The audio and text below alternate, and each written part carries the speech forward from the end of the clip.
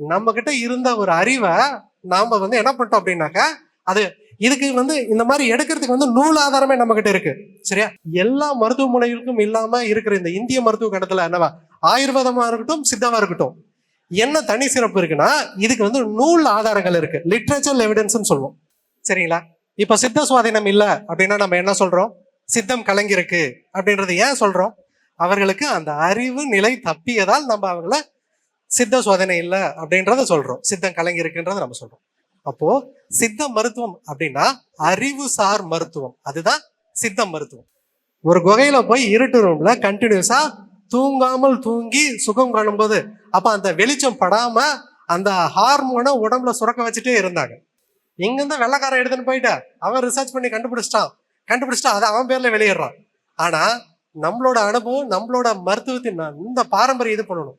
நாம என்ன பண்றோம் அப்படின்னாக்க, இருக்கிற அறிவை ஒதுக்கிட்டு அதை என்ன பண்றோம், கொஞ்ச நாள் அது அடுத்த தலைமுறைக்கு கடத்தாம நம்ம கை கழுவி விட்டுறோம்.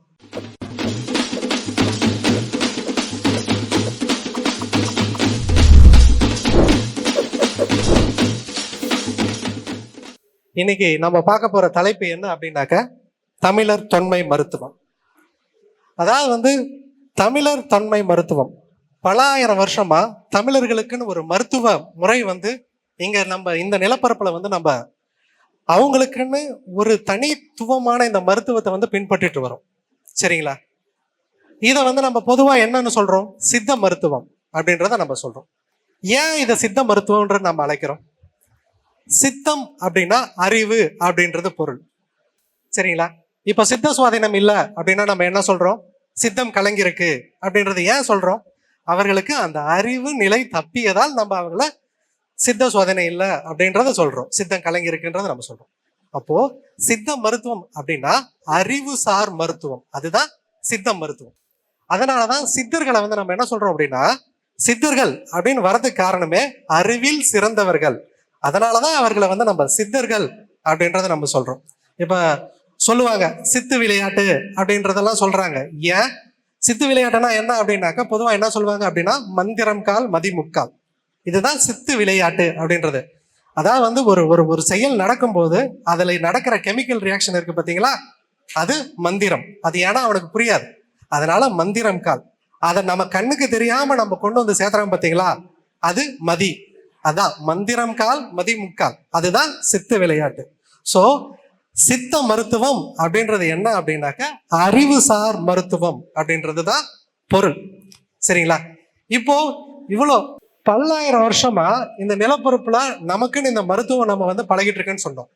தமிழர்கள் எல்லா கலைகள்லையும் ரொம்ப தெளிந்த அறிவு நுட்பத்தோட இருந்திருக்காங்க இல்லையா?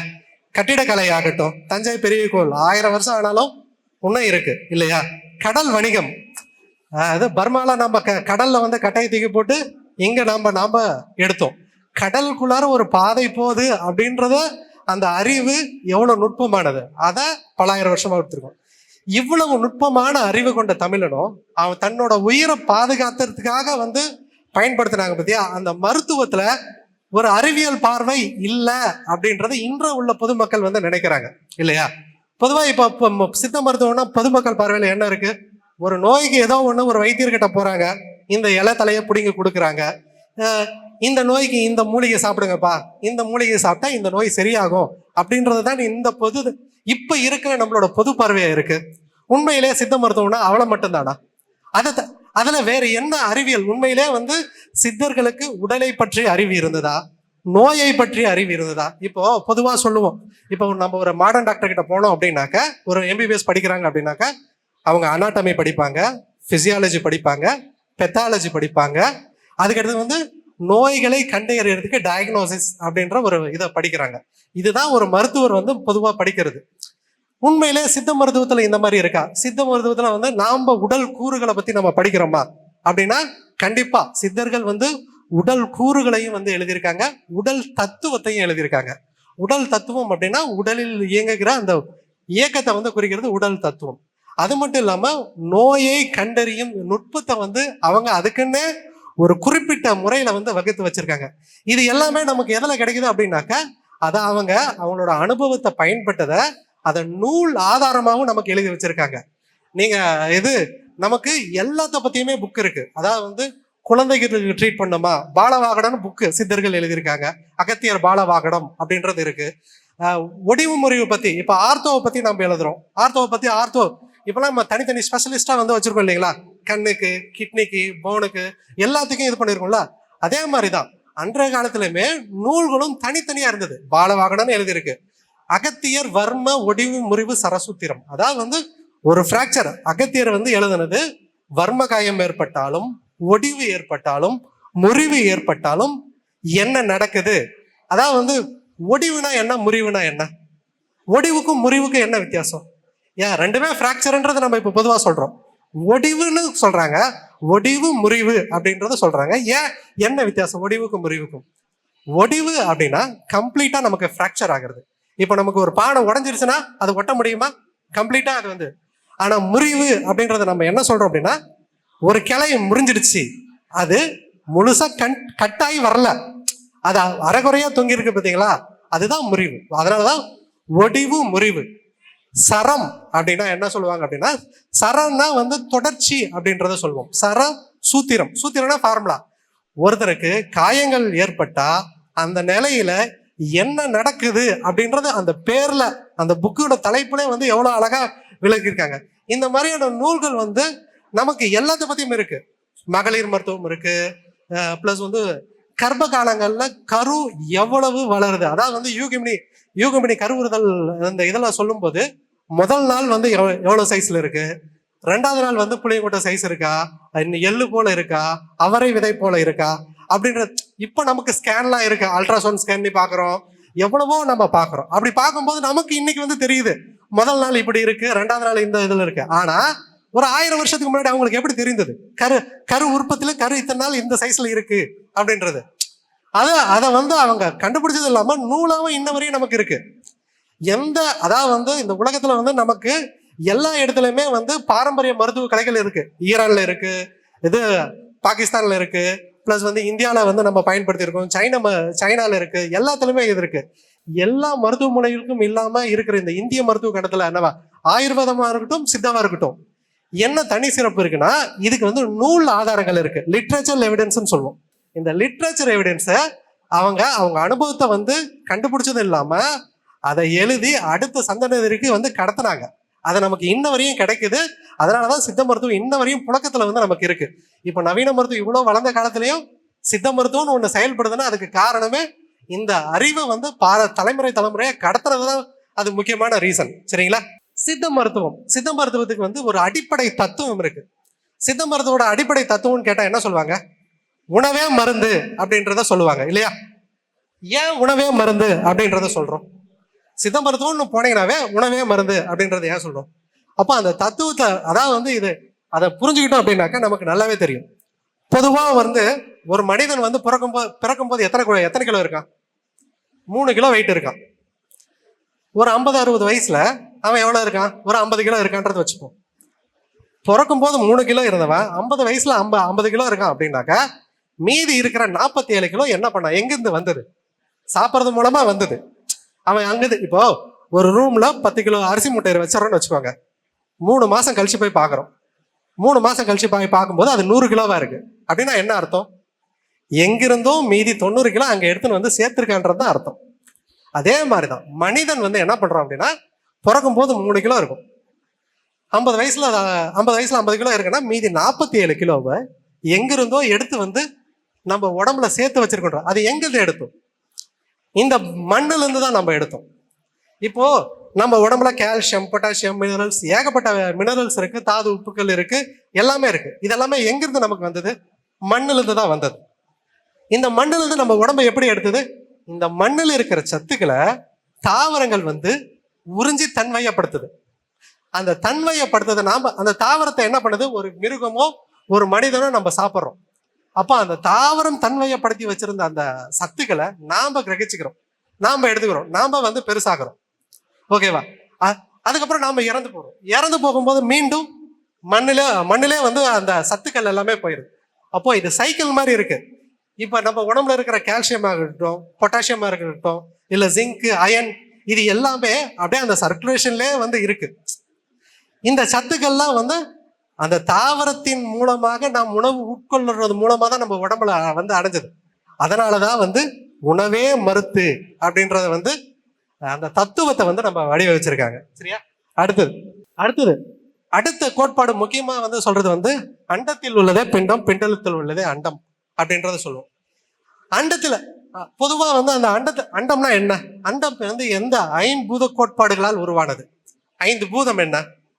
மண், நீர், நெருப்பு, காற்று, ஆகாயம். நம்ம இந்த பிரபஞ்சம் மொத்தம் எடுத்தாலும் இந்த 5 பூதத்துக்குள்ளார வந்து நம்மளால அடைக்கிற முடியும். அதுதான் 5 கோட்பாடு. சரியா? இந்த 5 பூதங்களோட தன்மை வந்து நம்ம உடம்புல இருக்கா?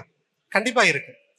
இப்ப நம்ம சாப்பிட்றோம் பாத்தீங்களா, எலும்பு நம்ம சாப்பிட்டது மூலமா நம்ம வந்து சேர்த்து பாத்தீங்களா, நமக்கு தான் வந்து தங்கம், வெள்ளி, செம்பு அப்படின்னு வந்து நாம பேர் வச்சுக்கிறோம். ஆனா இந்த பூமியை பொறுத்தவரையும் அது ஒரு வகையான மண்ணு.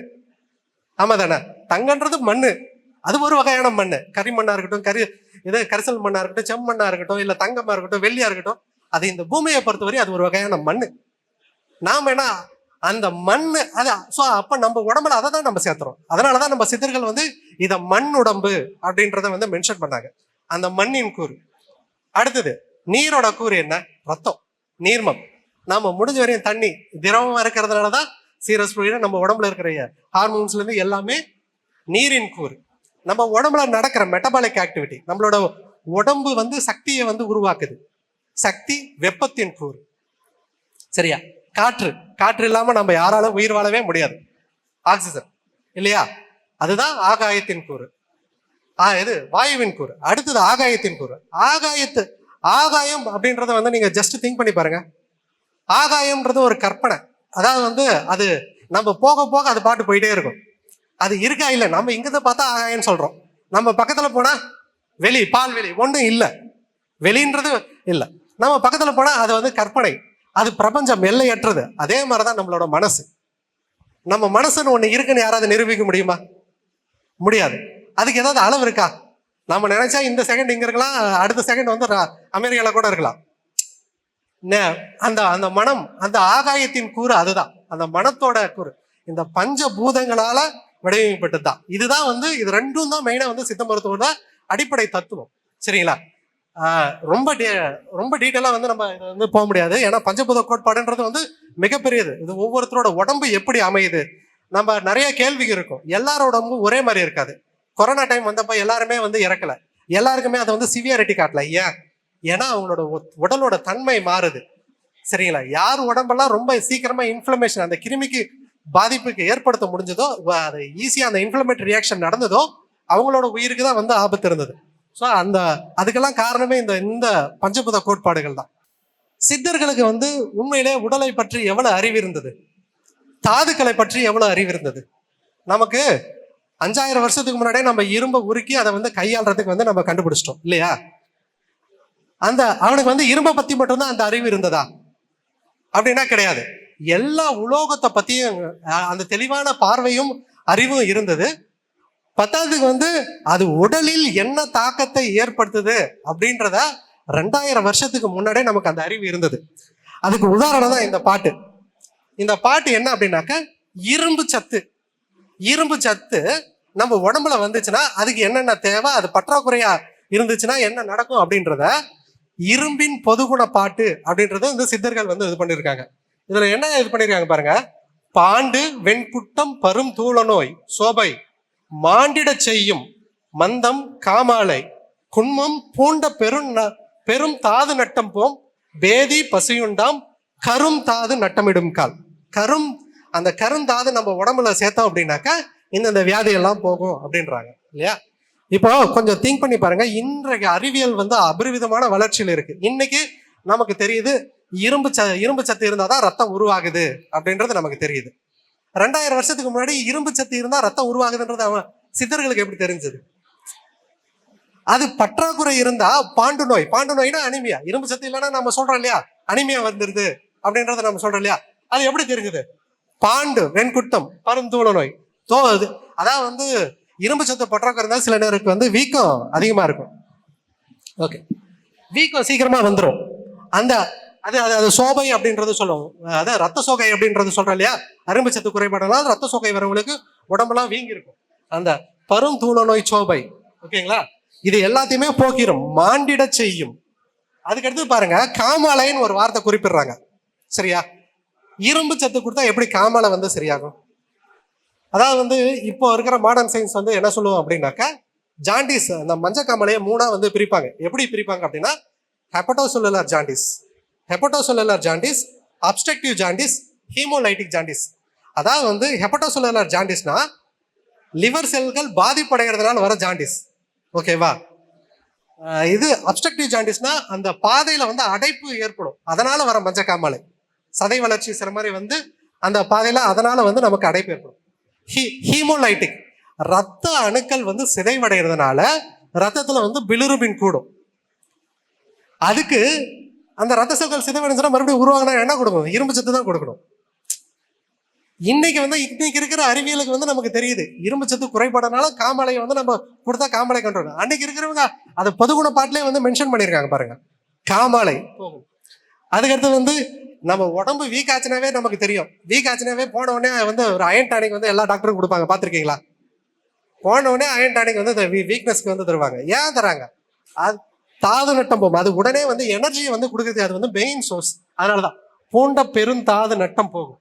இது எல்லாமே வந்து இரும்போட வந்து பயன்கள். சரிங்களா? ஸோ ஒரு மெட்டல் நம்ம உடம்புக்குள்ளார போய் என்ன வேலை செய்யுது, அது பற்றாக்குறை இருந்ததுன்னா அதோட அது பற்றாக்குறையினால என்ன நோயை வந்து கொடுக்குது, அதுக்கு இது வந்து எப்படி ப்ராசஸ். அதுக்கப்புறம் இது மட்டும் கிடையாது, இந்த இரும்ப பஸ்பமாவோ செந்தூரமாவோ இதுல எதுல இருக்கு இந்த இரும்பு சத்து? சரி, இரும்பு டைரக்டா எடுத்து இப்ப எல்லாமே மேக்சிமம் இது இரும்பு ஆக்சைடோ இரும்பு சல்ஃபேட்டோ வந்து கொடுக்குறாங்க. அதை சித்தர்கள் வந்து எப்படி அந்த மருந்தை தயாரிக்கணும் அப்படின்றத எதுல இருக்கு? அன்னபேதியில இருக்கு. அன்னபேதினா என்னன்னா, அன்னபேதியில வந்து இரும்பு சத்து அதிகமா இருக்கு. சரிங்களா? அந்த மாதிரி எதுல கீரைகள்ல இருக்கு, நெல்லிக்கனியில இருக்கு. இந்த மாதிரி எதெல்லாம் இந்த இரும்பு சத்து தாவரத்துல எந்த சோர்ஸ்ல இருக்கு, இது தாது உப்புக்கள்ல எந்த சோர்ஸ்ல இருக்கு, மெட்டல்ல எந்த சோர்ஸ்ல இருக்குன்றது எல்லாமே இவ்வளவு தெளிவா வந்து அவங்க மென்ஷன் பண்ணி வச்சிருக்காங்க. அதை எப்படி செய்யணுன்ற ப்ரிப்ரேஷன் செய்முறை விளக்கமும் வந்து நிறைய நூல்கள்ல வந்து கொடுத்துருக்காங்க. அடுத்த டாபிக் வந்து சித்தர்கள் வந்து என்றும் இளமையா இருந்தாங்க அப்படின்றத சொல்லுவாங்க. காயக்கற்பம் உண்டாங்க, அவங்க என்றும் பார்க்கறதுக்கு வந்து இளமையா இருப்பாங்க அப்படின்றத சொல்லுவாங்க. அது உண்மையிலே பாசிபிளா? உண்மையிலே அதுக்கு வந்து பாசிபிள் அப்படின்னாக்கா, அவங்களால நீண்ட நாள் உயிரோட இருக்க முடிஞ்சதா அப்படின்னாக்கா, இது வந்து அகத்தியர் ஞானம் அப்படின்ற அந்த புக்கோட குறிப்பு. அதுக்கு முன்னாடி நான் ஒரு சின்ன இது பண்றேன். சாமியாருங்க எல்லாமே வந்து நம்ம சாமியாருங்க எல்லாமே ஒரு குகையில போய் ஏன் தவம் இருந்தாங்க? சாமியாருங்க பொதுவா வந்து ஒரு குகையை போய் சூஸ் பண்ணுவாங்க. அந்த குகையில போய் வந்து தவம் இருப்பாங்க. சுத்தி இருட்டா இருக்கும். 6 மாசம், 1 மாசம் 2 மாசம் 6 மாசம் அவங்க அந்த குகையை விட்டே வெளியே வர மாட்டாங்க. அதனால அவங்க வந்து இளமையா இருந்தாங்க அப்படின்றது. அதனாலதான் வந்து மெடிடேஷன் பண்ணாங்க, மூச்சு பயிற்சி பண்ணாங்க, எல்லாமே வந்து பண்ணாங்க. அது பண்றதுனால நம்ம உடம்புல என்ன நடக்குது? அது உண்மையிலே பாசிபிளா? அது பண்ணா உண்மையிலே இளமையா இருக்க முடியுமா அப்படின்றதான் வந்து இந்த பாட்டோட முக்கியமான இது. சரிங்களா? கற்பம், அதுக்கு வந்து அகத்தியரோட வந்து பாட்டே வந்து நான் சொல்றேன் பாருங்க. கற்பம் என்ன வெகு தூரம் போக வேண்டாம், கண் மலையில் கூடைகளில் அலைய வேண்டாம், சர்ப்பம் என்ற நாகமதோர் தலையில் நின்று சாகாத கால் கண்டு முனையில் ஏறி நிற்பம் என்று மனமுறுத்தி நின்று நிஜமான கருநெல்லி சாற்றை காணு, சொற்பம் என்று விட்டு விட்டாய் அலைந்து போவாய், துரியம் என்ற பராபரத்தில் சென்று கூடே, இப்படின்றத சொல்றாங்க. இதுல என்ன சொல்ல வராங்க அப்படின்றத பாருங்க. இப்ப கற்பம் அப்படின்றது என்ன அப்படின்னாக்கா, உடலை அழியாமல் என்றும் இளமையா வச்சுக்கிறதுக்கு வந்து நம்ம சாப்பிட்ற மருந்து, கற்ப மருந்து. சரிங்களா? இந்த கற்பம் உனக்கு வேணுமா? நீ வந்து காட்டுல மேட்ல அரைஞ்சனுக்காத, போய் கண்ட செடியை பிடுங்காத, அதெல்லாம் உனக்கு தேவையே இல்லை. கற்பம் என்ன வெகு தூரம் அலைய வேண்டாம், கண் மலையில் கூடைகளில் அலைய வேண்டாம், சர்ப்பமதோர் நாகமது. அதாவது வந்து சர்ப்பம்னா பாம்பு. ஏன்னா பாம்போட தலைமையில நின்று தவம் பண்ணுன்னு சொல்றாங்களா? அப்படி கிடையாது. இப்போ இந்த முதுகு தண்டவடத்தை பாருங்க, வளைஞ்சு வளைஞ்சு பாம்பு மாதிரி இருக்குமா? அதுக்கு கீழே ஒரு சேக்கரம் போன் இருக்கும், பார்த்துருக்கீங்களா? அந்த சேக்கரம் போன் எப்படி இருக்கும் அப்படின்னாக்கா, இப்படி இப்படி இருக்கும். நம்மளோட இடுப்போட பகுதியில் வந்து இப்படி இருக்கும். அதை இப்படி பார்த்தோம் அப்படின்னாக்கா பாம்பு படையெடுத்து நிற்கிற மாதிரியே இருக்கும் அந்த கீழே சேக்கரம் போன். சரிங்களா? அதோட தலையில, அதாவது வந்து சார், இப்போ நம்ம மெடிடேஷன் பண்ணி உட்காரும் போது, பத்மாசனத்துல உட்காரும் போது என்ன பண்றோம்? ஆட்டோமேட்டிக்கா அந்த சேக்கரம் போன் என்ன ஆயிரும் அப்படின்னா இந்த பொசிஷனுக்கு போயிடும். இப்படி போகும்போது என்ன ஆயிரும் அப்படின்னா, இப்படி பத்மாசனம் போட்டு உட்காரதுக்கான காரணம் அதுதான் சர்ப்பம். அந்த பத்மாசனத்துல அந்த சப்பளங்கால போட்டு உட்காரணும் அப்படின்றத சர்ப்பம். அதாவது சர்ப்பம் என்னும் நாகமதோர் தலையில் நின்று சாகாத கால் கண்டு. சாகாத கால் அப்படின்றத எதை சொல்றோம்? கால் அப்படின்னா காற்று அப்படின்றத சொல்லுவாங்க. திருமலர் கூட சொல்லுறியா, ஏற்றி இறக்கி இருகாலை குறிக்கு காற்றை பிடிக்கும் கடற்கரை வேலை, காற்றை பிடிக்கும் கடற்கரை வேலைக்கு கூற்றை வதைக்கும் குறியதுவாமே. திருமலர் சொல்ற இல்லையா, அந்த கால். அந்த கால் வந்து நம்ம அடக்கிறதுனால வந்து எப்படி வந்து நன்மை? சாகாத கால். அதாவது வந்து இப்போ ஒரு செல்லுக்கு நம்ம உடம்புக்கு எப்படி சக்தி வருது அப்படின்னா, நம்ம செல்லுக்குள்ள எல்லாருக்குமே தெரியும் மைட்டோகாண்ட்ரியா அப்படின்றது ஒரு பவர் ஹவுஸ் இருக்கு. அதுதான் வந்து அதுல வந்து நமக்கு எனர்ஜி வந்து கொடுக்குது. சரிங்களா? இப்ப அதை எனர்ஜி கொடுக்கறதுக்கு வந்து என்னென்ன தேவை அப்படின்னா, குளுக்கோஸ் மாலிகள் தேவை, இந்த ஆக்சிஜன் தேவை. இது ரெண்டும் சேர்த்து எரிச்சு தான் வந்து நமக்கு சக்தி கிடைக்குது. சரியா? ஆனா இந்த ஆக்சிஜன் அப்ப உள்ள போனா நல்லது தானே? ஆன்டி ஆக்சிடென்ட் ஏன் சொல்றாங்க? இப்போ பொதுவா ஆக்சிஜன் அதிகமா நம்ம உடம்புக்கு தேவையானது தான். ஆனா ஆன்டி ஆக்சிடென்ட் எடுத்துட்டா இளமையா இருக்கலாம்ன்றாங்கல்ல. ஏன் ஆன்டி ஆக்சிடென்ட்னா அந்த ஆக்சிஜனோட தன்மை வந்து நம்ம உடம்புக்குள்ளார சேரக்கூடாது. ஆன்டி ஆக்சிடென்ட் இது அந்த ஆக்சிஜன் வினைக்கு எதிரான ஒரு செயல். ஸோ இதனால வந்து நடக்கும்போது என்ன ஆகுது அப்படின்னா, ஆக்சிடேட்டிவ் ஸ்ட்ரெஸ் நடக்குது செல்லுல. இதனாலதான் செல் ஏஜிங் வந்து இதாகுது. சரியா? இப்போ நம்ம பொதுவாக தூங்கும் போது என்ன சொல்றாங்க அப்படின்னாக்க, இப்போ மாடர்ன் சயின்ஸ்ல எல்லாமே சொல்லுவாங்க, நம்ம சிர்காடியல் ரிதர் இருக்கு, நீங்க இருட்டு ரூம்ல டார்க் ரூம்ல வந்து தூங்கணும்.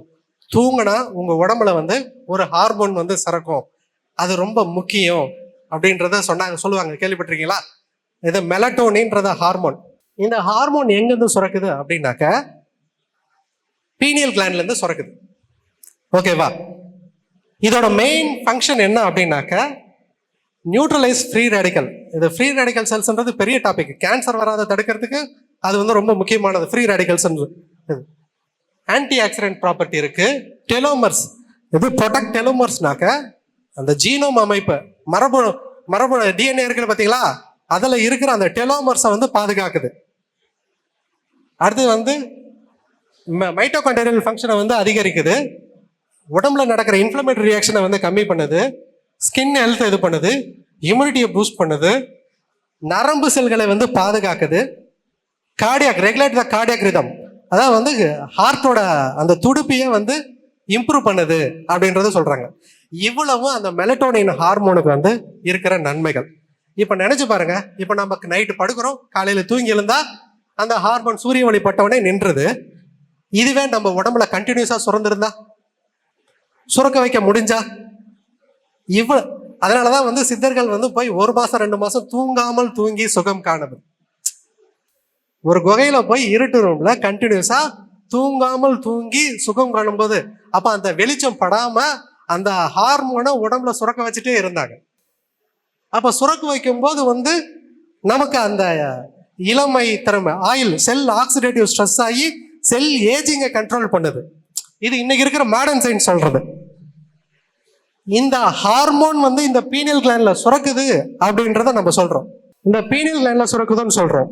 இத சித்தர்கள் வந்து நிஜமான கருநெல்லி சாற்றை காணு, நிஜமான கருநெல்லி சாறு. இப்போ அவைக்கு வந்து அதிகமான் வந்து நெல்லிக்கனி கொடுத்தான். ஏன் கொடுத்தான்?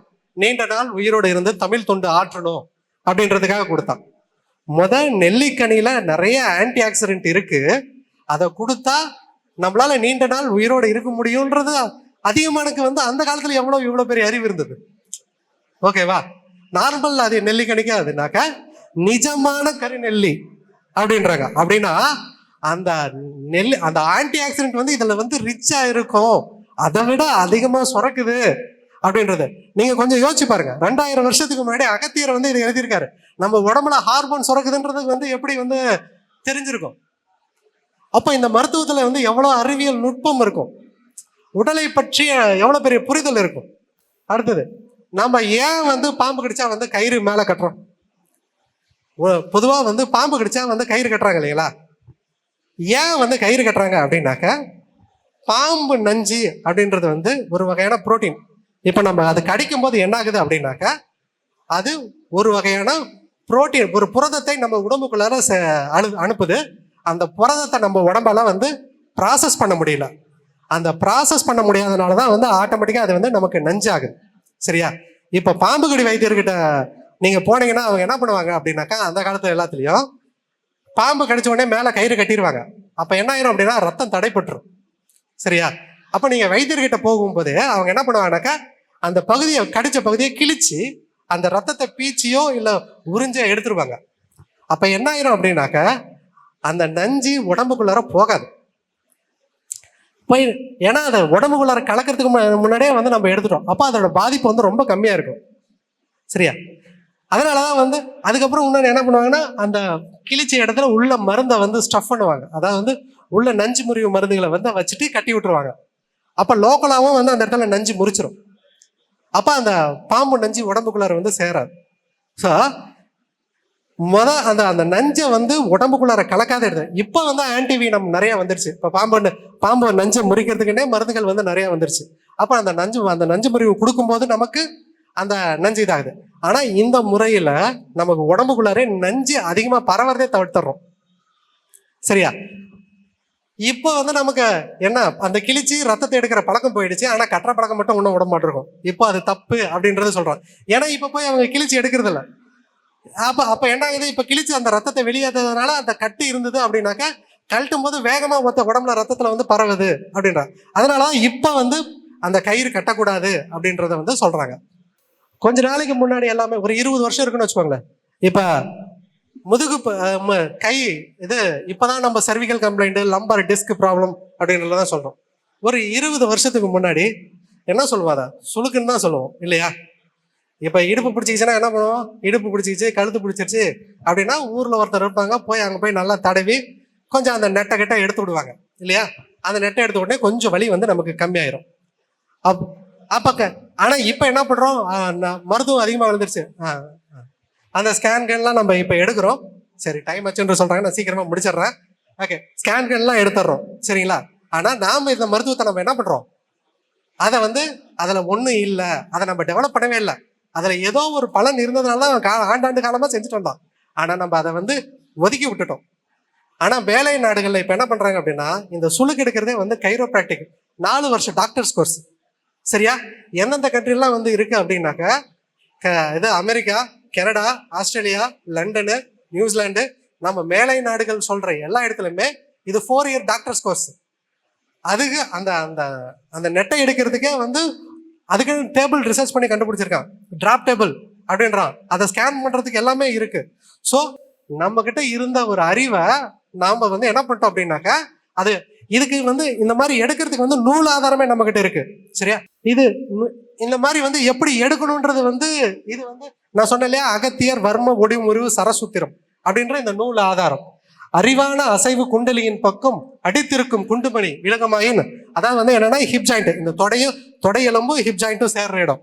விலகமாயின் மதியாமல் கால் ரெண்டும் ஒன்றாய் சேர்த்து மட்டுறவை முட்டு ரெண்டும் ஒன்றாய் கூட்டி பிரியாமல் குண்டிமணி குண்டினால், அந்த அந்த பொசிஷனை வந்து எப்படி வைக்கணும்ன்றது சொல்றாங்க. பிரியாமல் குண்டினால் புறம்பாக மேல்கச்சை வரிந்து கட்டி நம்ம அந்த காலை வந்து கரெக்டான பொசிஷன்ல வச்சு தூக்கி பார்த்தோம் அப்படின்னா உறுதியுடன் நடுவரியில் சதுரப்பந்து, அந்த நமக்கு தொடையில காலை விரிச்சு பார்த்தோம்னா ஒரு லைன் தெரியுது பாத்தீங்களா, அதுக்கு நேரா தான் வந்து அந்த குண்டி பால் வந்து கீழே இருக்கு.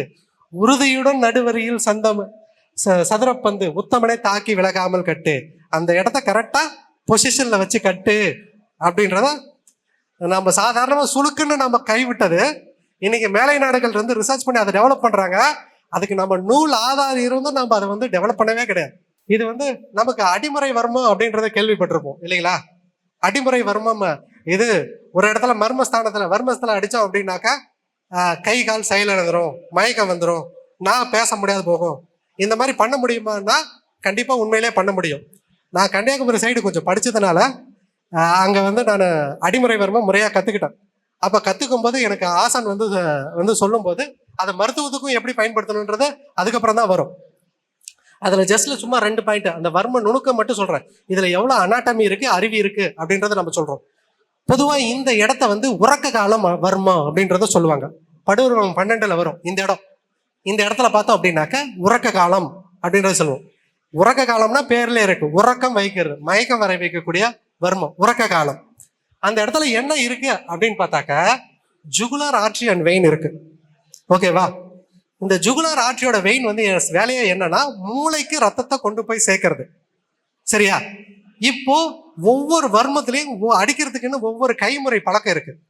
எல்லா வர்மத்துக்கும் ஒரே மாதிரி வச்சு அடிக்க முடியாது. அதான் வந்து உறக்க காலத்தை அடிக்கணும்னா இப்படி அடிக்கணும், கையை இப்படி வச்சு இப்படி குத்தணும். இதை வச்சுதான் ஆட்டு எல்லாத்தையுமே மயக்க உடைய வைப்பாங்க.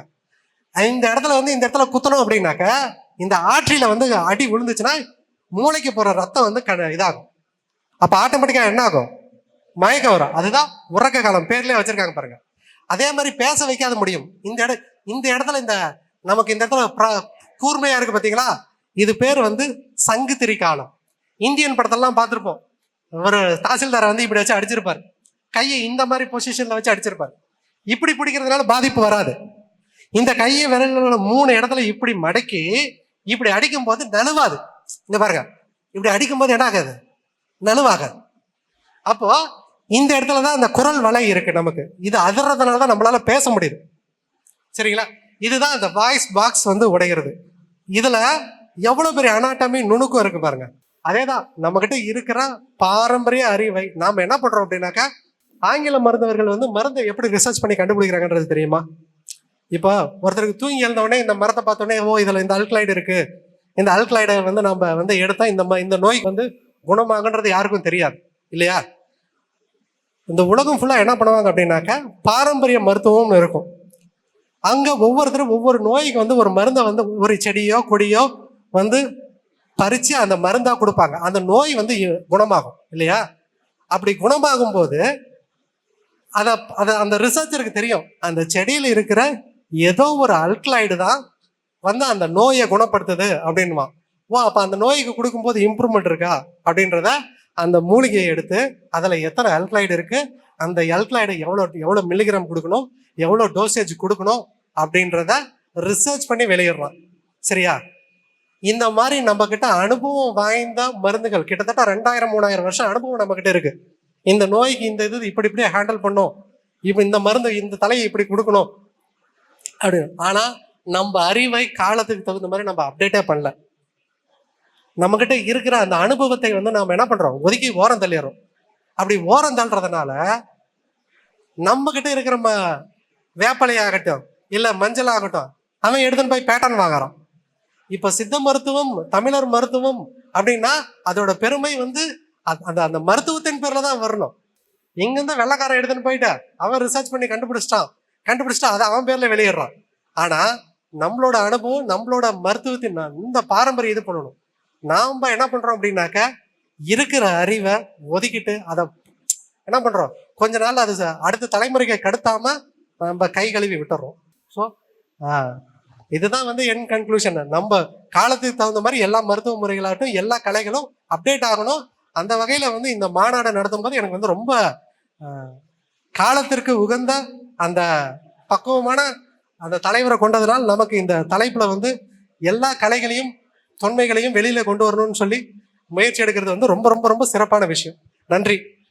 இவ்வாறான பல செய்திகளை, பல சிக்கல்களுக்கு விடை கிடைக்கக்கூடிய செய்திகளை தமிழர் கண்ணோட்டம் வலையொலியில் வெளிப்படுத்தி வருகிறோம். இது தற்சார்பாக செயல்படுவதற்கு நிதி தேவைப்படுகிறது. இந்த நிதியை நம்முடைய மக்களாகிய நீங்கள் தான், இளையோரும் பெரியோரும் நண்பர்களும் தோழர்களும் சான்றோரும் நீங்கள் உங்களால் இயன்ற அளவு என்ன இயலுமோ அந்த நிதியை வழங்குமாறு அன்போடும் உரிமையோடும் கேட்டுக்கொள்கிறேன். உங்களுக்கு நன்றி உணர்வோடும் பொறுப்புணர்வோடும் தமிழர் கண்ணோட்டம் செயல்படும் என்பதை உறுதி தெரிவித்துக் கொள்கிறேன். நன்றி, வணக்கம்.